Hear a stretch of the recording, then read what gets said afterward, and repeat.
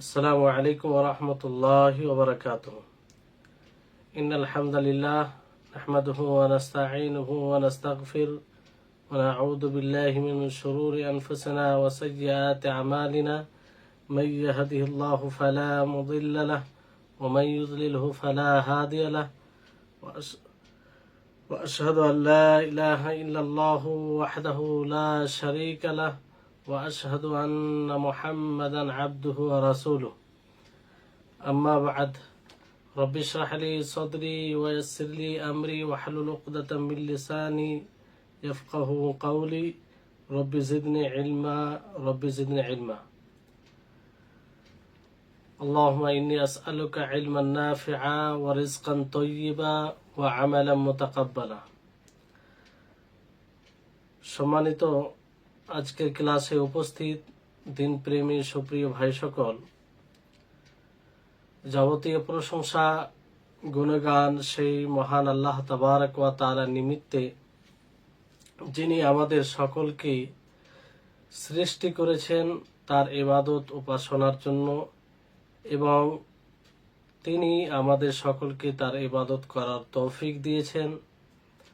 তার ইবাদত করার জন্য আমাদেরকে যা যা নেয়ামত লাগবে সবকিছু তিনি দান করেছেন। তারপরে আমাদের সকলের প্রাণ প্রিয় নবী করিম মুহাম্মদ মুস্তাফা সাল্লাল্লাহু আলাইহি ওয়াসাল্লাম, ওনার উপর অসংখ্য শান্তির ধারা বর্ষিত হোক। আল্লাহুম্মা সাল্লি আলাইহি আল্লাহুম্মা বারিক আলাইহি। সম্মানিত উপস্থিতিগণ, আজকে আমরা প্রায় 13তম ক্লাস শেখুল ইসলাম মুহাম্মদ ইবনে আব্দুল ওয়াহাব রাহিমাহুল্লাহ আল কাওয়াইদুল আরবা এই বইয়ের 13তম ক্লাস করতে চলেছি। আজকে আমাদের যে ক্লাসগুলি চলছে পূর্বে থেকে, সেটা হচ্ছে তৃতীয় নীতিমালা ব্যাখ্যা। আর সেটা হচ্ছে যে পৃথিবীতে অনেকেই রয়েছে যারা যা আল্লাহ ব্যতীত যারই ইবাদত করে, সেটা এই ধারণায় তার ইবাদত করে, উপাসনা করে যে তাকে মাধ্যম বানায়, সুপারিশের মাধ্যম বানায়, বলে যে তারা আমরা মূলত তাদের ইবাদত করি না, এরা সৎ লোক, এরা আল্লাহর ওলি, আর আমরা গুনাহগার, তো সরাসরি আল্লাহকে ডাকতে পারি না, ফলে আমরা এদেরকে ডাকি, এদের নৈকট্য লাভ করি যাতে এরা আমাদের জন্য সুপারিশ করে। তো বিষয়টি হচ্ছে যে এই বিষয়ে বেশ কয়েকটি ক্লাস আমরা করলাম, আরো কিছু হয়তো ক্লাস হবে, কারণ এটা খুব গুরুত্বপূর্ণ বিষয়। এই কারণেই পৃথিবীতে অনেক শিরক হচ্ছে। মানুষ এই ধারণার কারণে, এই ধারণার ভিত্তিতে আল্লাহর অংশীদার বানায় ইবাদতে। তো আহলুস সুন্নাহ ওয়াল জামাত তাদের একটা সুস্পষ্ট বিষয় যে তারা কখনো কবরের যেটা শরীয়ত সম্মত জিয়ারত রয়েছে, সেই জিয়ারত থেকে তারা কখনো নিষেধ করে না। কারণ এতে আখেরাতকে স্মরণ করা হয় এবং মাইয়েত যারা মারা গেছে তার জন্য দোয়া করা হয়। তারা মূলত নিষেধ করে মৃত ব্যক্তি থেকে সহযোগিতা চাওয়া থেকে, তাকে প্রশ্ন করা থেকে, তাকে লাভ ও নোকসানের মালিক মনে করা থেকে এবং তাকে সুপারিশের মাধ্যম মনে করা থেকে নিষেধ করেছেন, যে তাকে সুপারিশ মনে করা যাবে না। শেখুল ইসলাম ইবনে তাইমিয়া রাহিমাহুল্লাহ তিনি বলেন যে এটা উত্তম মুস্তাহাব যে বাকিতে যারা দাফন হয়েছে কিংবা উহুদের নিকটে যারা দাফন হয়েছে তাদের জিয়ারত করা, কারণ তাদের জন্য যাতে দোয়া করা হয়, তাদের জন্য ইস্তেগফার করা হয়। কিন্তু তাদের জিয়ারতের উদ্দেশ্যে কেউ সফর করতে পারে না, সফরের উদ্দেশ্য করতে পারে না, আর না সেখানে অবস্থান করতে পারে, সালাত আদায় করতে পারে। তো একজন মানুষকে এটা বুঝতে হবে, মুসলিমকে বুঝতে হবে যে ইস্তেগাসা, সহযোগিতা চাওয়া, কোনটা জায়েজ আর কোনটা জায়েজ নয়। এই জন্য শেখুল ইসলাম ইবনে তাইমিয়া রাহিমাহুল্লাহ স্পষ্ট করেছেন যে ইস্তেগাসা, নেতিবাচক ইস্তেগাসা মানে সহযোগিতা চাওয়া দুই প্রকার। একটা হচ্ছে মৃত ব্যক্তি থেকে সহযোগিতা চাওয়া, বিপদের সময় ফারিয়াদ করা, এটা একদম হারাম, কোনো অবস্থাতেই জায়েজ নয়। দ্বিতীয় হচ্ছে মাখলুকের কাছে সহযোগিতা চাওয়া এমন জিনিসের যেটা আল্লাহ তাবারক ওয়া তাআলা ব্যতীত কেউ শক্তি রাখে না, তো এটাও নিষেধ। এজন্য কারোর জন্য জায়েজ নয় এমন বিষয়ে যেটা আল্লাহ ব্যতীত কেউ শক্তি রাখে না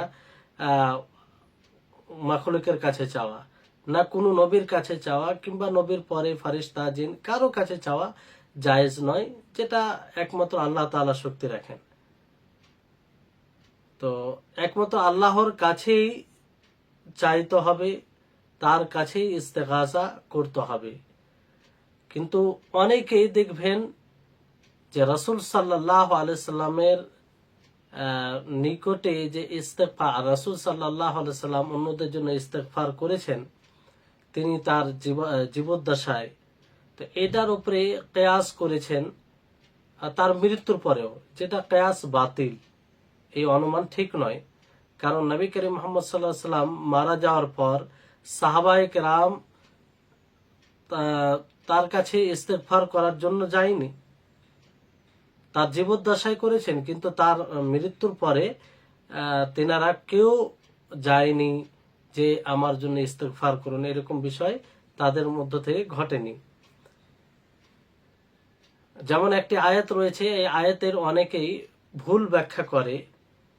সূরা নিসার 64 নম্বর আয়াতে আল্লাহ তাবারক ওয়া তাআলা বলেন যে ওয়ালাউ আন্নাহুম ইযযালামু আনফুসাহুম জাউকা ফাস্তাগফিরুল্লাহা ওয়াস্তাগফারা লাহুমুর রাসূল লাওয়াজাদুল্লাহা তাওয়াবার রহিমা, যে তারা যদি নিজের নফসের উপরে জুলুম করে আর আপনার কাছে আসে, তারা আল্লাহর নিকটে ইস্তেগফার করে এবং রাসূল তাদের জন্য ইস্তেগফার করে, তো তারা আল্লাহ তাআলাকে তওবা কবুলকারী হিসাবে পাবে এবং দয়ালু পাবে। তো এখান থেকে তারা দলিল উপস্থাপন করে যে আল্লাহর নবী তাদের জন্য ইস্তেগফার করেছেন, তো মৃত্যুর পরেও তাদের জন্য ইস্তেগফার করা, আল্লাহর নবীর নিকটে কিংবা আল্লাহর নবীর কাছে আল্লাহর নবীকে বলা যাবে যে তিনি আমাদের জন্য ইস্তেগফার করেন। তো এটা কিয়াস করেছেন, যেটা দ্বারা তারা সমস্ত সাহাবীদের ইজমার বিরোধিতা করেছেন। কারণ কোন সাহাবী থেকে এরকম প্রমাণ পাওয়া যায় না যে নবী করিম মুহাম্মদ সাল্লাল্লাহু আলাইহি সাল্লামের মৃত্যুর পরে কোন সাহাবী নবী সাল্লাল্লাহু আলাইহি সাল্লামের কবরে গিয়ে নবীকে বলেছেন যে আমার জন্য আল্লাহর নিকটে ইস্তেগফার করুন, এরকম কোনো কিছু প্রমাণিত পাবেন না। তো এটা করা মানে কি সমস্ত সাহাবীদের বিরুদ্ধে আমল করা আর আয়াতের ব্যাখ্যা ভুল ব্যাখ্যা করা। এজন্য সাহাবায়ে কেরাম দেখবেন যে নবী করিম মুহাম্মদ সাল্লাল্লাহু আলাইহি সাল্লামের জামানায় বিভিন্ন বিপদের সম্মুখীন হয়েছেন তারা, কখনো অনাবৃষ্টি, দুর্ভিক্ষ, কখনো রুজির সংকীর্ণ, কখনো ভয়, কখনো শত্রুদের আক্রমণ, শত্রুদের শক্তি, কখনো অনেক প্রকারের গুনাহ, অবাধ্যতা, এতগুলো বিপদের সম্মুখীন হয়েছে, এতগুলো সমস্যার সম্মুখীন হয়েছে, তারপরও তাদের মধ্যে কোনো একজন রাসূলের কবরের নিকটে যায়নি, না কোনো নবীর কবরের নিকটে তারা গিয়ে শিকায়েত করেছে, অভিযোগ করেছে যে আমরা এখন দুর্ভিক্ষের সময় আছি, আমাদের উপরে শত্রু আক্রমণ করে ফেলেছে, আমরা অনেক গুনাহগার হয়েছি, তো আপনি আল্লাহর কাছে আমাদের জন্য দোয়া করুন, আপনার উম্মতের জন্য রুজির দোয়া করুন, আপনার উম্মতের জন্য তাদের সহযোগিতার দোয়া করুন, আপনার উম্মতের ক্ষমার জন্য ইস্তেগফার করুন আল্লাহর নিকটে। এইরকম কোনো আমল প্রমাণ নেই। যদি এটা সঠিক হতো তো সাহাবায়ে কেরাম আগে যেতেন, তারা সর্বপ্রথম নবী সাল্লাল্লাহু আলাইহি সাল্লামের কবরে যেতেন, কিন্তু এরকম আমল আপনি কোথাও পাবেন না। তো এ থেকে কি বোঝা যায় যে কোনো মৃত ব্যক্তিকে কোনো প্রকারের মাধ্যম বানানো যাবে না। এই জন্য আল্লামা আব্দুল লতিফ বিন আব্দুর রহমান আলু শেখ রাহিমাহুল্লাহ তিনি বলেন যে নবী করিম মুহাম্মদ সাল্লাল্লাহু আলাইহি সাল্লামকে প্রশ্ন করা কিংবা সৎ আদমিকে বলা তার জীবদ্দশায়, নবী সাল্লাল্লাহু আলাইহি সাল্লাম ও সৎ আদমি তাদের যে জীবদ্দশায় আর তাদের মৃত্যুর পরে ও তাদের অনুপস্থিতিতে তাদের কাছে চাওয়া, এই দুটোর মধ্যে পার্থক্য করতে হবে। কারণ জীবদ্দশায় যখন নবী সাল্লাল্লাহু আলাইহি সাল্লামকে দোয়ার কথা বলা হয়, নবী করিম মুহাম্মদ সাল্লাল্লাহু আলাইহি সাল্লামকে বলা হয় যে আপনি আমাদের জন্য ইস্তিগফার করুন কিংবা আমাদের জন্য দোয়া করুন, তো এটা মূলত সেই নবীর ইবাদত করা হয় না, সেই নবীর ইবাদত করা হয় না। যে কারণ দোয়া একটি অন্যতম ইবাদত। কোন সালেহ তার জীবদ্দশায় যদি তাকে বলা হয় যে আপনি আমাদের জন্য একটু দোয়া করুন, তাহলে এটা দ্বারা ইবাদত করা হয় না। কারণ সে উপস্থিত আছে, সে সৎ আমল করে, ভালো আমল করে, ফলে তাকে বলা হয় যে আপনি আমাদের জন্য দোয়া করুন। আর এটা করতে কেউ নিষেধও করে না। কিন্তু মৃত্যুর পরে যদি করা হয় তাহলে এটা তাদের দোয়া করা হবে। আর এটা কেউ করতে বলেনি, না কোনো সালেহীন দের মধ্যে কোন সালেহ, আল্লাহর কোন সালেহ বান্দা এটা করতে বলেছে যে আমার মৃত্যুর পরে তোমরা আমার কাছে আসবে, আমার কবরে আসবে আর বলবে যে তোমাদের এই সমস্যা, আমি তখন আমি তোমাদের জন্য দোয়া করব। না কোন সালেহ, আল্লাহর কোন সালেহ বান্দা বলেছে, না কোন নবী বলেছেন। এই জন্য ঈসা আলাইহিস সালাম এই ধরনের যে কর্ম করবে তারা শাস্তি ভোগ করবে আর তারা নিজেই এর ভোগান্তি ভুগবে। ঈসা আলাইহিস সালাম তিনি কি বলেন, যে আয়াতে রয়েছে সূরা মায়েদার 117 নম্বর আয়াতে, মা কুলতু লাহুম ইল্লা মা আমারতানি বিহি, যে আমাকে যে কাজের যে হুকমের আপনি আদিষ্ট করেছেন সেই ব্যতীত আমি তাদেরকে কিছু বলিনি। আমাকে যে কথার আদিষ্ট করেছেন সেটা কি, আনি ইবুদুল্লাহ, যে তোমরা আল্লাহর ইবাদত করো যিনি আমার রব তোমাদের রব, ওয়া কুনতু আলাইহিম শাহীদাম মা দুমতু ফীহিম, আর আমি যতদিন জীবিত ছিলাম তাদের উপরে সাক্ষী ছিলাম।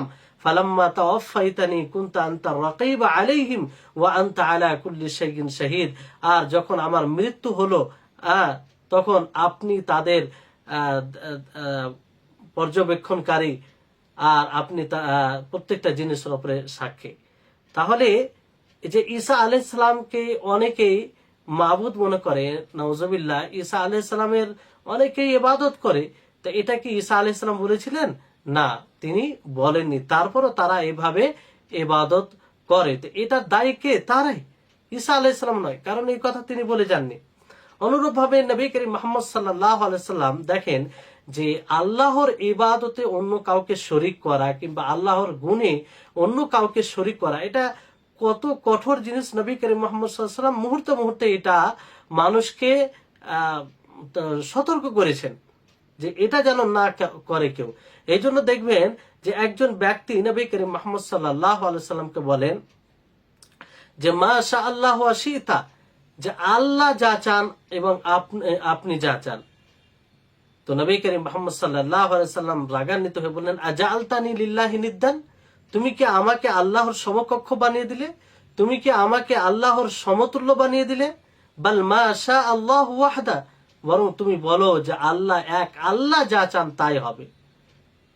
তুমি এইভাবে বলো না যে মাশা আল্লাহ ওয়া শা মুহাম্মদ, যে আল্লাহ এবং মুহাম্মদ যা চাই সেটা হবে। তোমরা বলে এইভাবে মাশা আল্লাহু, যে আল্লাহ যা চান, সুম্মা শা মুহাম্মাদান, ফির মুহাম্মদ সাল্লাল্লাহু আলাইহি ওয়াসাল্লাম যেটা চান। তাহলে কথার মধ্যেও আল্লাহর কর্মে ইচ্ছায় কাউকে শরীক করা আল্লাহ তাবারক ওয়া তাআলা পছন্দ করেন না এবং নবী সাল্লাল্লাহু আলাইহি সাল্লাম কঠোরভাবে বিরোধিতা করেছেন। অনুরূপভাবে এক জুয়াইরিয়া তিনি বলেন যে ওয়াফিনা রাসূলুল্লাহ সাল্লাল্লাহু আলাইহি ওয়াসাল্লাম ইয়ালামু মা ফি গাদ, যে আমাদের মাঝে রাসূল রয়েছেন যিনি আগামী কালকে কি হবে সেটা জানেন। তখন আল্লাহ নবী কি বলেন, দাই হাদা, এটা ছাড়ো, ওয়াকুলি মা কুনতি তাকুলিন, আর তুমি বলো যেটা তুমি বলছিলে। তারপরে তিনি বলেন লা তুতরুনি কামা আতরাতিন নাসারা ইবনু মারইয়াম ফাইন্নামা আনা আবদুন ফাকুলু আব্দুল্লাহি ওয়া রাসূল, যে তোমরা আমাকে আমার ব্যাপারে এত বাড়াবাড়ি করিও না যেভাবে নাসারা ইবনে মারিয়ামকে নিয়ে বাড়াবাড়ি করেছে, কারণ আমি আল্লাহর বান্দা। তোমরা বলো যে আল্লাহর বান্দা ও তার রসুল। তাহলে এইভাবে তারপরে যখন কেউ ওনার নিকটে দাঁড়িয়ে পৌঁছতো, তখন তিনি কি বলেছিলেন যে লা তুআযযিমুনি কামা তুআযযিমুল আআজিমু বা'দুহা বা'দান, যে তোমরা এমন ভাবে আমার মর্যাদা দিও না যেমন ভাবে আজিম অনারব তারা এক অপরকে সম্মান করে, মানে শিরকি ভঙ্গিমাতে। তাহলে এটা থেকে কঠোরভাবে নবী করিম মুহাম্মদ সাল্লাল্লাহু আলাইহি ওয়াসাল্লাম নিষেধ করেছেন। এমনকি আনাস রাদিয়াল্লাহু তাআলা আনহু তিনি বলেন যে লাম ইয়াকুন শাখসু আহাব্বু ইলাইহি মির রাসূলিল্লাহি সাল্লাল্লাহু আলাইহি ওয়াসাল্লাম ওয়া কানু ইযা রাআউহু লাম ইয়াকুমু লাহু লাম্মা ইয়ালামুনা মিন কারাহাতিহি লিযালিক, যে সাহাবীদের নিকটে রাসূল সাল্লাল্লাহু আলাইহি ওয়াসাল্লামের থেকে প্রিয় কোনো মানুষ ছিল না। সবচেয়ে প্রিয় মানুষ সাহাবীদের নিকটে রাসূল সাল্লাল্লাহু আলাইহি ওয়াসাল্লাম ছিলেন। তারপরে যখন তিনারা রাসূলকে দেখতেন তিনারা দাঁড় হতেন না কেন? এই দাঁড় হওয়াকে তিনি অপছন্দ করতেন। তিনি কি করতেন? অপছন্দ করতেন। অনুরূপভাবে মুআদ বিন জাবাল রাদিয়াল্লাহু তাআলা আনহু একবার নবী করিম মুহাম্মদ সাল্লাল্লাহু আলাইহি ওয়াসাল্লামকে সাজদা করেন, তো আল্লাহ নবী নিষেধ করেন। তারপরে বলেন ইন্নাহু লা ইয়াসলুহু সুজুদ ইল্লা লিল্লাহি তাআলা, যে আল্লাহ তাআলা ব্যতীত অন্য কারোর জন্য সাজদা সঠিক নয়। ওয়ালাউ কুনতু আমিরান আহাদান আন ইয়াসজুদা লি আহাদিন লা আমারতুল মারআতা আন তাসজুদা লি যাওজিহা, যদি কারোর জন্য সাজদা এটা বৈধ হতো তো আমি কাউকে হুকুম দিতাম। কাকে হুকুম দিতাম? কোন মহিলাকে তার স্বামীকে সাজদা করার হুকুম দিতাম, কারণ সেই স্বামীর উপরে মহিলার অনেক অধিকার রয়েছে, কিংবা মহিলার উপরে স্বামীর অধিকার রয়েছে। এই ক্ষেত্রে আল্লাহ নবী কাকে আদেশ দিতেন? মহিলাকে স্বামীকে সাজদা করার আদেশ দিতেন। তাহলে এইভাবে আল্লাহর নবী মুহাম্মদ সাল্লাল্লাহু আলাইহি ওয়াসাল্লাম তিনি শিরকের সমস্ত দরজা বন্ধ করেছেন।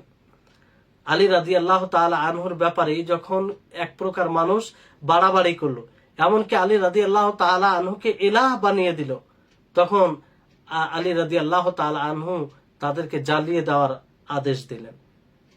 তো সাহাবায়ে কেরাম তাই করেছিলেন। যখনই এরকম ভাবে শিরক ঘটেছে কিংবা চেষ্টা করেছে, তো সেই পথকে বন্ধ করেছেন। তো সাহাবায়ে কেরাম রিজওয়ানুল্লাহি আলাইহিম আজমাইন তিনাদের বুঝ এবং তিনারা কিভাবে ওসিলা নিয়েছেন আর তিনারা কিভাবে বুঝেছেন যে কোনটা শাফাত গ্রহণ করা এটা অবৈধ, সেই বুঝতে আমাদের অবলম্বন করতে হবে। এই জন্য তাদের মধ্যে আপনি কাউকে পাবেন না যে তারা নবী করিম মুহাম্মদ সাল্লাল্লাহু আলাইহি ওয়াসাল্লামের কবরের উদ্দেশ্যে তারা বের হয়েছে এবং সেখানে গিয়ে আল্লাহ নবীর কাছে কিছু চেয়েছে, দোয়া করেছে, এরকম কোনো আমল আপনি পাবেন না। সাহাবীদের কোনো আমল পাবেন না। তো যদি এটা বৈধ হতো তো মখলুকের মধ্যে সর্বোত্তম মখলুক নবী করিম মুহাম্মদ সাল্লাল্লাহু আলাইহি ওয়াসাল্লাম, তার কাছে চাওয়া এটা বেশি উত্তম হতো। তো এখান থেকে এটা স্পষ্ট। তারপরও মানুষ গোলামের কারণে এটাকে বুঝতে চায় না। সহযোগিতা চাওয়ার ব্যাপারে নবী করিম মুহাম্মদ সাল্লাল্লাহু আলাইহি ওয়াসাল্লামের জীবদ্দশায় তারা নবীর কাছে সহযোগিতা চেয়েছে। এর অনেক দলিল আছে।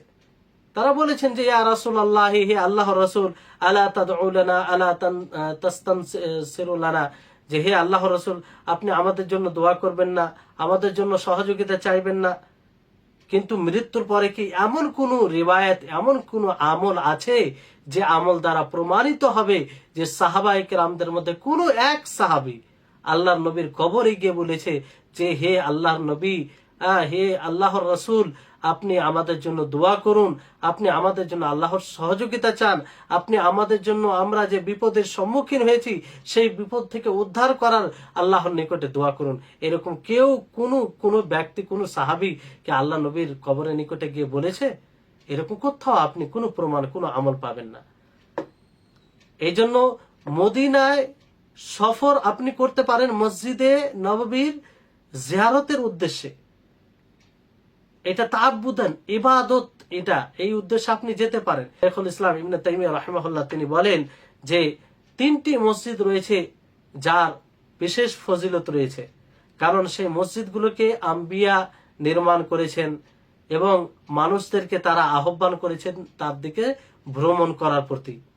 ইব্রাহিম আলাইহিস সালাম মসজিদে হারামের দিকে আহ্বান করেছেন, সুলাইমান আলাইহিস সালাম বাইতুল মাকদিসের দিকে আহ্বান করেছেন, এবং আমাদের নবী এই 3টি মসজিদের দিকেই আহ্বান করেছেন, মসজিদে হারাম, মসজিদে নববী এবং বাইতুল মাকদিস। তাহলে এই 3টি মসজিদের উদ্দেশ্যে সফর করা যাবে, বাকি অন্য মসজিদের উদ্দেশ্যে সফর করা যাবে না ইবাদতের উদ্দেশ্যে। নবী করিম মুহাম্মদ সাল্লাল্লাহু আলাইহি সাল্লামের হুকুমের দ্বারা একটি মসজিদের জিয়ারত করা, এটা কি? এটা ওয়াজিব, যাদের শক্তি রয়েছে, যাদের সাধ্য রয়েছে, যেমন হজ করা। হজ করতে গেলে সেই কাবার তাওয়াফ করতে হয়, তো এটা ওয়াজিব। বাকি 2টি মসজিদের জিয়ারত করা, সফর করা ওই উদ্দেশ্যে, এটা মুস্তাহাব, মানে একটি নেকি, অতিরিক্ত নেকির কাজ। আর ইব্রাহিম আলাইহিস সালাম, সুলাইমান আলাইহিস সালাম ইনাদের জামানায় এটা ওয়াজিব ছিল না। তো নবী করিম মুহাম্মদ সাল্লাল্লাহু আলাইহি সাল্লামের কবর যে জায়গায় রয়েছে সেটা আয়েশা রাদিয়াল্লাহু তাআলা আনহার ঘর হুজরা ছিল, আর সেটা নবী সাল্লাল্লাহু আলাইহি সাল্লামের ঘর, সেটা মসজিদের অন্তর্ভুক্ত নয়। আর মানুষ যখন মসজিদের উদ্দেশ্যে যায় তো সেই কবরের উদ্দেশ্যে যাওয়া হয় না, বরং মসজিদের উদ্দেশ্যে যাওয়া হয়। নবী সাল্লাল্লাহু আলাইহি সাল্লামের কবর এটা মসজিদের অন্তর্ভুক্ত নয়, সেটা আলাদা। এই জন্য বয়ুতুন নবী, নবী সাল্লাল্লাহু আলাইহি সাল্লামের ঘর বলা হয়েছে, বয়ুতুন নবী বলা হয়েছে, কোরআনও বলা হয়েছে। আর কখনো কখনো রাসূলের বয়ুতুর রাসূল কিংবা তার স্ত্রীগণের ঘর এইভাবে বলা হয়েছে। এটা মানে এই নবী সাল্লাল্লাহু আলাইহি সাল্লামের যে ঘরগুলো ছিল সেই ঘরগুলোর ফজিলত মসজিদের মতো নয়, মসজিদের ফজিলত নয়, সেটা একটা আলাদা জায়গা। মসজিদের হরমত, মসজিদের ফজিলত এবং মসজিদে নামাজ পড়ার ফজিলত তার রয়েছে সেই জায়গায়, কিন্তু এই জন্য মসজিদের উদ্দেশ্যে সফর করা যাবে, কিন্তু এর জায়গায় আমরা কখনো সেই গোরফার উদ্দেশ্যে নবী করিম মুহাম্মদ সাল্লাল্লাহু আলাইহি সাল্লামের কবর যে রুমে রয়েছে আয়েশা রাদিয়াল্লাহু তাআলা আনহার ঘরে, সেই উদ্দেশ্যে সফর করা যাবে না, কারণ সেটা মসজিদের অন্তর্ভুক্ত নয়। তো আমাদেরকে পার্থক্য করতে হবে, ঘর এবং মসজিদের মধ্যে পার্থক্য করতে হবে, যেটা প্রত্যেক মুসলিম জানে আর জানা উচিত। কারণ মসজিদে ইতিকাফ করা হয়, মসজিদে অবস্থান করা হয়, আর বাড়িতে ইতিকাফ করা হয় না।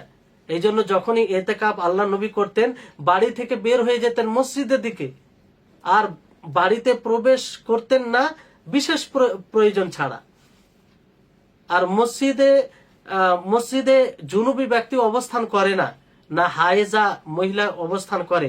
কিন্তু নবী করিম মুহাম্মদ সাল্লাল্লাহু আলাইহি সাল্লাম যে ঘরে ওনাকে দাফন করা হয়েছে, ওনার কবর রয়েছে, সেটা ছিল ঘর। সেখানে আয়েশা রাদিয়াল্লাহু তাআলা আনহা তিনি থাকতেন, তিনি অবস্থান করতেন, তিনি হায়েজা হতেন, কখনো কখনো জুনুবি হতেন। বাড়িতে যা কিছু হয় সবকিছু সেখানে হতো, সবকিছু সেখানে হতো। তো এই দুটো জায়গার মধ্যে পার্থক্য করতে হবে। তো কোনো মানুষ মসজিদের উদ্দেশ্যে যায় তো সেই ঘরকে উদ্দেশ্য করা হয় না। অনেকে ধারণা করে যে মসজিদে উদ্দেশ্য করে সফর করে, তো সেখানে তো কবর আছে, তো তার উদ্দেশ্য সফর করা হয়, তো সেটাকে জায়েজের ওসিলা বানায়, সেটাকে জায়েজ বৈধতার ওসিলা বানায়, যেটা জেহালাত, অজ্ঞতা, মূর্খতা ছাড়া কিছু নয়। আর যেগুলো বলা হলো আপনারা সহজেই সেটা দ্বারা আপনারা পার্থক্য করতে পারবেন। তারপরে বিষয়টি হচ্ছে যে জিয়ারত, এটি 3 প্রকার হয়।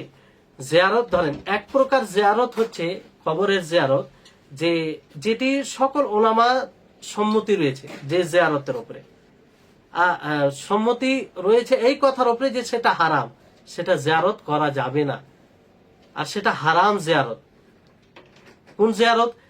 যে জিয়ারতে গিয়ে মানে মাতম করে চিৎকার করা হয়, কান্না করা হয়, আর সেখানে বিভিন্ন প্রকারের শিরক করা হয়, তো এইসব জিয়ারত হারাম, সেটা জিয়ারত করা যাবে না, সকল ওলামায়ে কেরাম বলেছেন।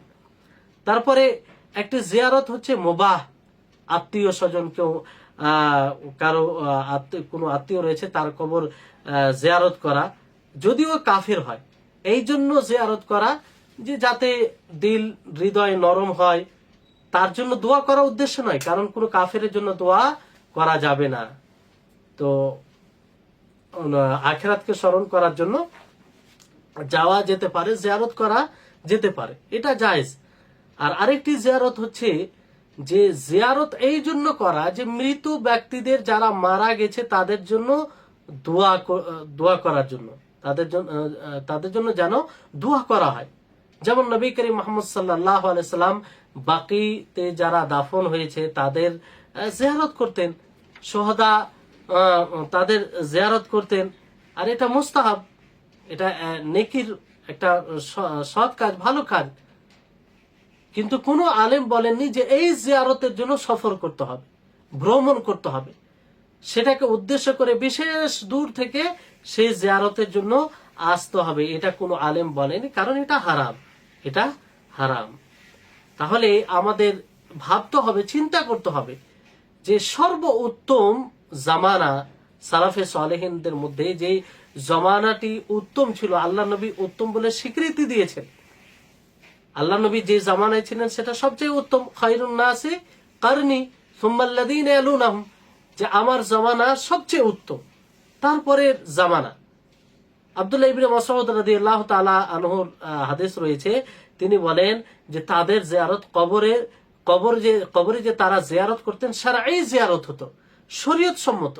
সেই জিয়ারতে কোনো প্রকারের শিরক হতো না, কোনো প্রকারের বিদআত হতো না। শেখুল ইসলাম ইবনে তাইমিয়া রাহিমাহুল্লাহ তিনি বলেন যে সেই তিনটি জমানায় সাহাবী, তাবেইন, তাবে তাবেইন, এনাদের জমানায় আপনি কাউকে পাবেন না যে তারা কোনো নবীর কবরে গিয়ে, কোনো সালেহিনের কবরে গিয়ে, কোনো সৎ আল্লাহর ওলির কবরে গিয়ে তার কাছে কোনো জিনিস চেয়েছে, তার কাছে দোয়া করেছে, এরকম কিছুই পাবে না। না তারা সেই কবরের দিকে ভ্রমণ করেছে, সফর করেছে, বরং তারা মুমিনদের কবরের জিয়ারত করেছে, তাদের উদ্দেশ্য তাদের জন্য দোয়া করা, তাদের জন্য দোয়া করা, না তাদের কাছে দোয়া, এটা উদ্দেশ্য ছিল না, বরং তাদের জন্য আল্লাহর কাছে তারা দোয়া করত। তো এই ছিল উত্তম জামানায় তাদের আমল। আর বর্তমান সময় কি হয়েছে যে মানুষ এই জিয়ারতের নাম দিয়ে তাদের ইবাদত করে, তাদের নৈকট্য লাভ করে, সেই কবরের নিকটে অবস্থান করে, সেই কবরে তাওয়াফ করে, সেই কবরে গিয়ে চাদর চড়ায়, সেই কবরের পাশে গিয়ে মানত করে, সেই কবরে গিয়ে প্রাণী জবাই করে। এগুলো কি? এগুলো শরীয়তের নামে কলঙ্ক।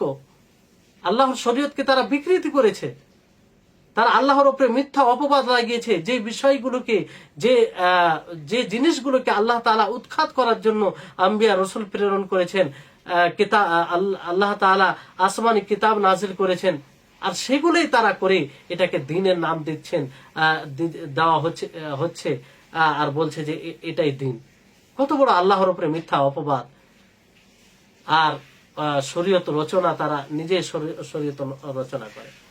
তো যারা কবর পূজারী এইভাবে এই কর্মগুলো করে, অবশ্য তারা কবর পূজা করা হয়, তাদের কবরে ইবাদত করা হয়, যদিও এই ভাষাটি তাদেরকে খারাপ লাগে, কিন্তু বাস্তব এটাই যে এইভাবে কবরে ইবাদত ছাড়া কিছুই হয় না। তাদেরকে একটু ভাবা উচিত যে আল্লাহ তাবারক ওয়া তাআলা কোরআনে কিছু আয়াত রয়েছে যেগুলোতে আল্লাহ তাআলা স্পষ্ট করেছে, আর তারা কিছু দলিল উপস্থাপন করেছে তাই সেই আয়াতগুলোর ভুল ব্যাখ্যা দিয়ে। যেমন আল্লাহ তাবারক ওয়া তাআলা সূরা ইসরার 56-57 নম্বর আয়াতে বলেন, قُلِ ادْعُوا الَّذِينَ زَعَمْتُم مِّن دُونِهِ فَلَا يَمْلِكُونَ كَشْفَ الضُّرِّ عَنكُمْ وَلَا تَحْوِيلًا أُولَٰئِكَ الَّذِينَ يَدْعُونَ يَبْتَغُونَ إِلَىٰ رَبِّهِمُ الْوَسِيلَةَ أَيُّهُمْ أَقْرَبُ وَيَرْجُونَ رَحْمَتَهُ وَيَخَافُونَ عَذَابَهُ إِنَّ عَذَابَ رَبِّكَ كَانَ مَحْذُورًا। যে হে নবী, আপনি বলুন যে আল্লাহ ব্যতীত যাদেরকে তোমরা ডাকছো, তারা তো নাফা নোকসান কিছুই দূর করতে পারে না, মানে লস যেটা, ক্ষতি যেটা, সেটা তারা দূর করতে পারে না, দূর করার মালিক নয়, আর না পরিবর্তন করার মালিক তারা। এরাই তারা যাদেরকে তারা ডাকে, তারা তো আল্লাহর নিকটে ওসিলার সন্ধান করে, যে তাদের মধ্যে কে সবচেয়ে বেশি নিকটবর্তী হবে, আর তারা আল্লাহর রহমতের আশা করে, তার আযাবকে ভয় করে, আর আল্লাহ তাবারক ওয়া তাআলার আযাব সেটা ভয়ে ভীত। তো বিষয়টি হচ্ছে যে যাদেরকে তারা ডাকে, তারা তো আল্লাহর নিকটে ওসিলার সন্ধান করে, তারা আল্লাহর রহমতের আশা করে, তারা আল্লাহর আযাবকে ভয় করে। এটা ফের কোন ধরনের কাজ যে তাদেরকেই ডাকা হচ্ছে, যারা নিজেই আল্লাহর নিকটে ওয়াসিলার সন্ধান করে। তো এই ওয়াসিলা থেকে তারা বলে যে এই আয়াতে বলা হয়েছে যে ওয়াসিলা সন্ধান করা, যে তারা ওয়াসিলা সন্ধান করত, কিন্তু আসলে এই ওয়াসিলার অর্থ কি, এর ব্যাখ্যা কি, সাহাবায়ে কেরাম এই আয়াত থেকে কি বুঝেছেন, মুফাসসিরিনে কেরাম যিনারা প্রখ্যাত এই তাফসিরে, তারা কি ব্যাখ্যা করেছেন। তো এখানে ওয়াসিলা বলতে এটা শারঈ ওয়াসিলা, আল্লাহর তাওহীদ, আল্লাহর একত্ববাদ, আল্লাহর কাছেই দোয়া করা, তার সাথে অন্য কাউকে শরীক না করা, তার দিকেই ধাবিত হওয়া, তার জন্যই সৎ আমল করা। মাখলুককে ওয়াসিলা বানানো নয়, আল্লাহ এবং মাখলুকের মাঝে কাউকে ওয়াসিলা বানানো এটা উদ্দেশ্য নয়।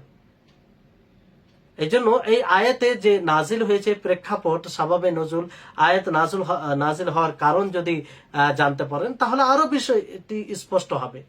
আব্দুল্লাহ ইবনে মাসউদ রাদিয়াল্লাহু তাআলা আনহুম তিনি বলেন যে মানুষের একটি জমাত জিনের ইবাদত করত, জিনের একটি জামাতের ইবাদত করত।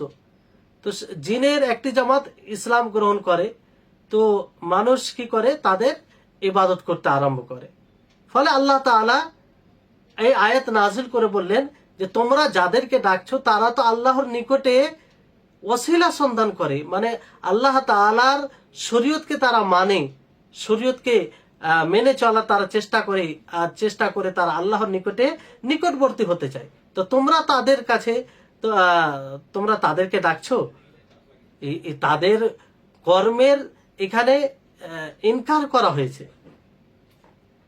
তো বিষয়টি হচ্ছে যে কতগুলো শব্দ আছে, মানে এই আয়াতে যে শব্দগুলো আছে সে আয়াতগুলোই এটা স্পষ্ট করে, কিংবা এই আয়াত এই কথার উপরে প্রতীয়মান যে ব্যক্তি আল্লাহ তাবারক ওয়া তাআলাকে এবং যে কোনো নাফা নোকসানের মালিক নয় তার সাথে দুজনকেই বরাবর করে দেয়, তো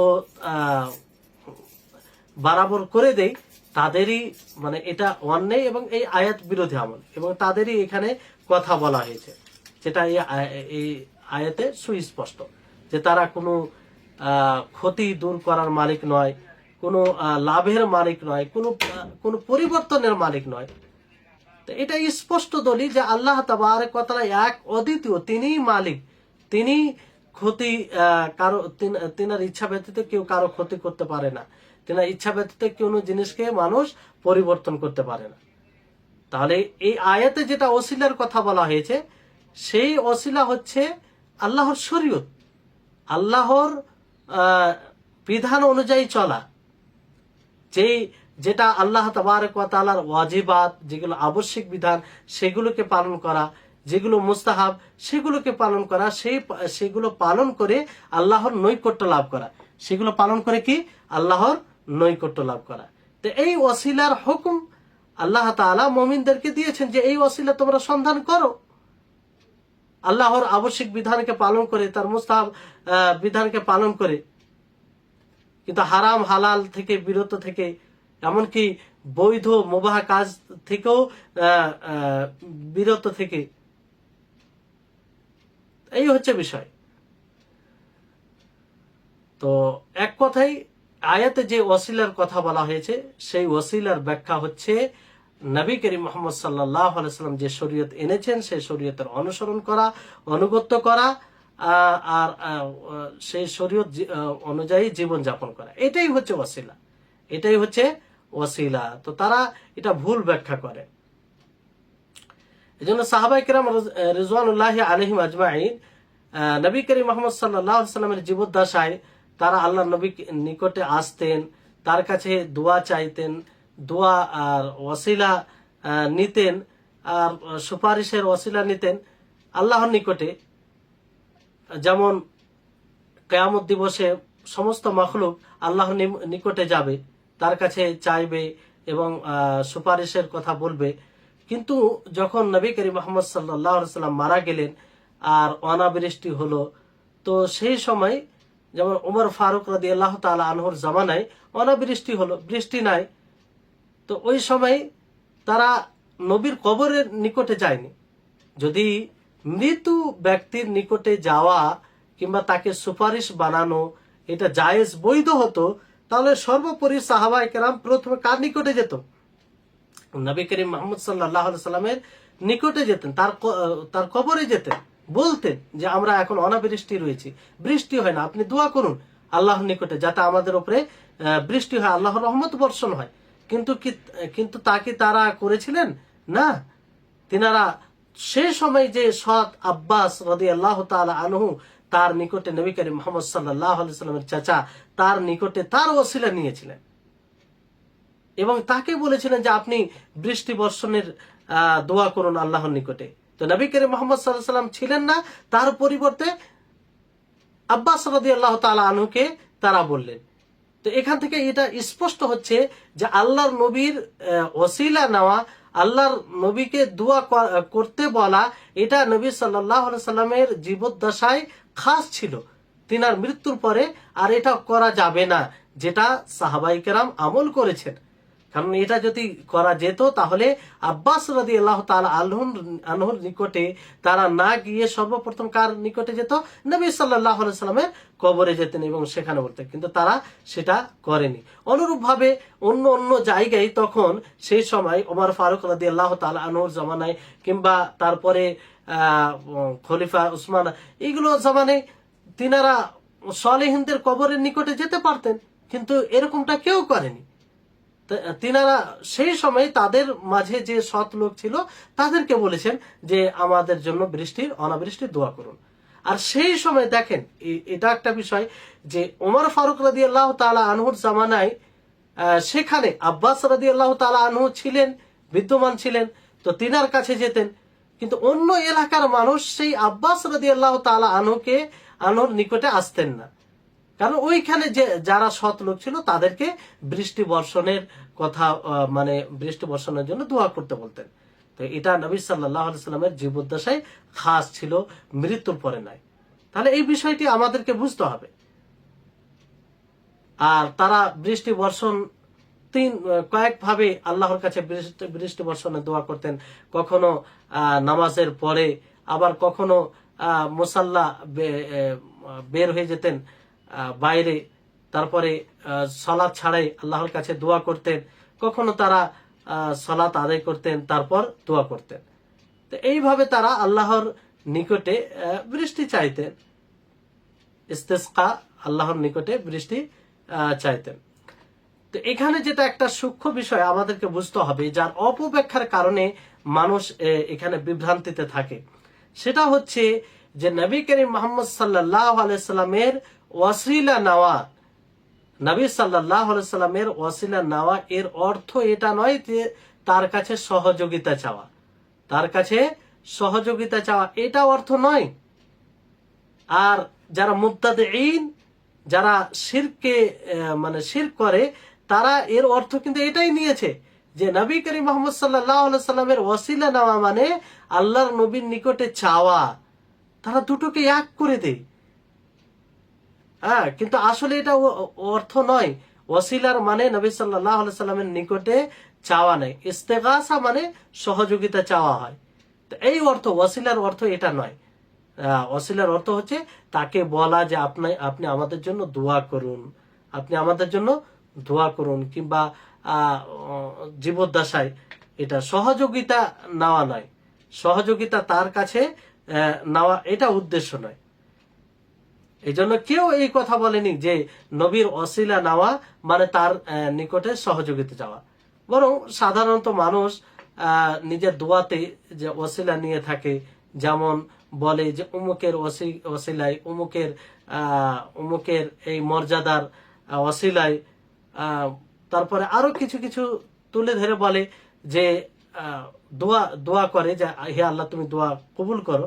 তো এটার অর্থ তো এটা নয় যে তার নিকটে এই সব জিনিস দ্বারা সহযোগিতা চায়। যেমন কাবার ওসিলাই বলে কেউ, লৌহ কালাম এর ওসিলাই বলে। তো এইগুলো দ্বারা এটা উদ্দেশ্য নয় যে সেগুলো কাছে সহযোগিতা চাইছে, বরং সেগুলো দ্বারা আল্লাহর কাছে তারা চায়। নবীর ওসিলা মানে এটা নয় যে নবীর কাছে তারা চাইছে, বরং নবীর দ্বারা আল্লাহর কাছে চায়, আল্লাহর কাছে চায়। তো পার্থক্য করতে হবে মাদউ মাদউ এবং মাদউই এবং মাদউয়া, এই দুটোর মধ্যে পার্থক্য করতে হবে। মাদউবিহি এবং মাদউ দুটোর মধ্যে পার্থক্য করতে হবে। যে একটা জিনিস দ্বারা চাওয়া হয়, একটা জিনিস দ্বারা দোয়া করা হয়, আর যার কাছে দোয়া করা হয়, এই দুটোর মধ্যে পার্থক্য করতে হবে। তো ওসিলাই দোয়া করা, নবীর ওসিলাই দোয়া করা মানে সেটা মাদউ বিহি, মাদউ নয়। মাদউ তখন কে হবে? মাদউ হবে আল্লাহ তাআলা, আল্লাহর কাছে দোয়া করা হয়, আল্লাহর কাছে দোয়া করা হয়। আর ওসিলা, নবীর ওসিলায় দোয়া করা মানে কি? নবীর ওসিলায় দোয়া করা মানে তার তার ওসিলায় দোয়া করা মানে তার দ্বারাই দোয়া করা, তার কাছে সহযোগিতা নয়। তাহলে এই দুটির মধ্যে পার্থক্য করতে হবে। অনেকেই বলে নবীর ওসিলায় দোয়া মানে নবীর কাছে সহযোগিতা চাওয়া, যেটা একদম ভুল অর্থ। আর সহযোগিতা জীবদ্দশায় চাইতে পারে, এটা কোনো সমস্যা নেই। যেগুলো উপরে শক্তি রাখে মাখলুক, সেগুলো সহযোগিতা চাইতে পারে, কোনো সমস্যা নেই। যেটা কোরআনে প্রমাণিত আছে। আল্লাহ তাবারক ওয়া তাআলা যেমন সূরা মাইদায় বলেন যে ওয়া তাআওয়ানু আলাল বিররি ওয়াত তাকওয়া, যে তোমরা তাকওয়ার উপরে আর সৎ কাজের উপরে এক অপরের সহযোগিতা করো, এক অপরের সহযোগিতা করো। তো এটা কোন সহযোগিতা? যে বিষয়ের উপরে সহযোগিতা করতে মাখলুক সক্ষম হবে, সেই সহযোগিতা এক অপরের কাছে চাওয়াতে কোনো এটা দোষণীয় বিষয় নয়। কিন্তু এমন সহযোগিতা, যে সহযোগিতা খালিক ছাড়া মাখলুক কোনো মতে পারবে না, তো সেই সহযোগিতা একমাত্র আল্লাহর কাছেই চাইতে হবে, আল্লাহর কাছেই চাইতে হবে। আর মৃত্যুর পরে তো কোনো প্রকারের সহযোগিতা তার কাছে চাওয়া যাবে না। তো এই হচ্ছে বিষয়। তো যারা মুশরিকিন, যারা শিরক করে, যাদের হৃদয়ে বক্রতা রয়েছে, তারা এই ওসিলার অর্থকে বিকৃতি করেছে। তারা ওসিলার অর্থ নিয়েছে যে আল্লাহর নবীর নিকটে চাওয়া, আল্লাহর নবীর নিকটে ইস্তেগাসা করা, যেটা একদম ভুল অর্থ, যেটা একদম ভুল অর্থ। ওসিলা, নবীর ওসিলায় দোয়া করা মানে সাহাবায়ে কেরাম নবীর ওসিলা নিতেন, তার মানে আল্লাহ নবীকে বলতেন যে হে আল্লাহ নবী, আপনি আমাদের জন্য দোয়া করুন আল্লাহর নিকটে, এর ওসিলা নিতেন। এটা ওসিলার অর্থ। তারা এটা বলতেন না যে আপনি বৃষ্টি বর্ষণ করুন, আপনি আমাদের এমন জিনিসের সহযোগিতা করুন যেটা কেউ সহযোগিতা করতে পারে না, আপনি করুন। এইটা নয়, এটা উদ্দেশ্য নয়। কিন্তু মুশরিকিন যারা শিরক করে, যারা মানে এই ধরনের কাজ করতে চায়, নিজের কাজকে বৈধতার স্বীকৃতি দিতে চায়, তারা বলে যে ওসিলা মানে এটা, যেটা একদম ভুল ব্যাখ্যা, যেটা একদম ভুল ব্যাখ্যা। আর সর্বোপরি আমাদেরকে মনে রাখতে হবে যে যে কোনো শব্দের অর্থ যেটা কোরআন হাদিস দ্বারা প্রমাণিত হবে, সেটাই অর্থ প্রযোজ্য হবে, মানুষের বানানো অর্থ নয়। তো সেই সাহাবায়ে কেরাম নবী সাল্লাল্লাহু আলাইহি সাল্লামের যে ওসিলা নিতেন, তো সেই ওসিলা কোন অর্থে সাহাবায়ে কেরাম ব্যবহার করেছেন, কোরআনে কোন অর্থে ব্যবহার হয়েছে, সেই অর্থটা নেওয়া হবে। এটা অর্থ নয় যে যারা পরবর্তী সময়ে স্বার্থম বেশি লোকেরা একটা অর্থ বানিয়ে দিয়েছে, সেই অর্থ নেওয়া হবে না। তাহলে বিষয়টা হচ্ছে যে একজন মুতাওয়াসসিল, ওসিলা অবলম্বনকারী, ওসিলা নিবে আল্লাহ তাবারক ওয়া তাআলার হুকমের, আল্লাহর উপরে ঈমান এনে, রাসূল সাল্লাল্লাহু আলাইহি সাল্লামের ঈমান এনে, তাকে ভালোবেসে, তার অনুসরণ করে, তার সাথে বন্ধুত্ব করে এবং তার উপরে দরুদ পাঠ করে, তার তিনি যে শরীয়ত দিয়ে গেছেন সেই শরীয়ত অনুযায়ী জীবন যাপন করে এটা ওসিলা নিতে হবে, যে ওসিলার আল্লাহ তাআলা আদেশ দিয়েছেন। আল্লাহ তাবারক ওয়া তাআলা কি বলেন সূরা মাইদার 35 নম্বর আয়াতে, ইত্তাকুল্লাহ ওয়াবতাগু ইলাইহিল ওয়াসিলা, যে তোমরা আল্লাহকে ভয় করো এবং তার নিকটে ওসিলা সন্ধান করো। তার নিকটে কি সন্ধান করো? ওসিলা সন্ধান করো। ওসিলা এটা যেটা আপনাদেরকে বলা হলো, তাহলে এই বিষয়টি ক্লিয়ার হতে হবে। তাহলে আশা করি আপনারা বিষয়টি বুঝতে পেরেছেন যে নবী করিম মুহাম্মদ সাল্লাল্লাহু আলাইহি সাল্লামের জীবদ্দশায় তারা এইভাবে বলতেন যে আপনি আমাদের জন্য দোয়া করুন, আপনি আমাদের জন্য সুপারিশ করুন। যেমন একজন সাহাবী কি জান্নাতের কথা বলছিলেন, তো বললেন যে আমিও যেন তাদের মধ্যে হয়। তো আল্লাহ নবী কি বললেন যে তুমি তাদের মধ্যে। তো এটা জীবদ্দশায় তার কাছে সুপারিশ দেওয়া, সুপারিশ চাওয়া এটা ছিল, কিন্তু মৃত্যুর পরে এরকম কোনো বৈধতা নেই। সাহাবায়ে কেরামের কোনো আমল এরকম পাবেন না যে নবী করিম মুহাম্মদ সাল্লাল্লাহু আলাইহি সাল্লামের মৃত্যুর পরে তারা কবরের নিকটে গিয়ে এই ধরনের কিছু তারা বলেছে। তাহলে এই হচ্ছে বিষয়। তাহলে এই একটি বিষয় পয়েন্ট বলে আজকে ক্লাস শেষ হবে। বিষয়টি হচ্ছে যে হ্যাঁ, তো থাক তাহলে। তো ইনশাআল্লাহ আমরা আগামী ক্লাসে আবার ওসিলা সম্পর্কে গুরুত্বপূর্ণ বিষয় কিছু আছে যেগুলো আমরা আগামী ক্লাসে জানবো।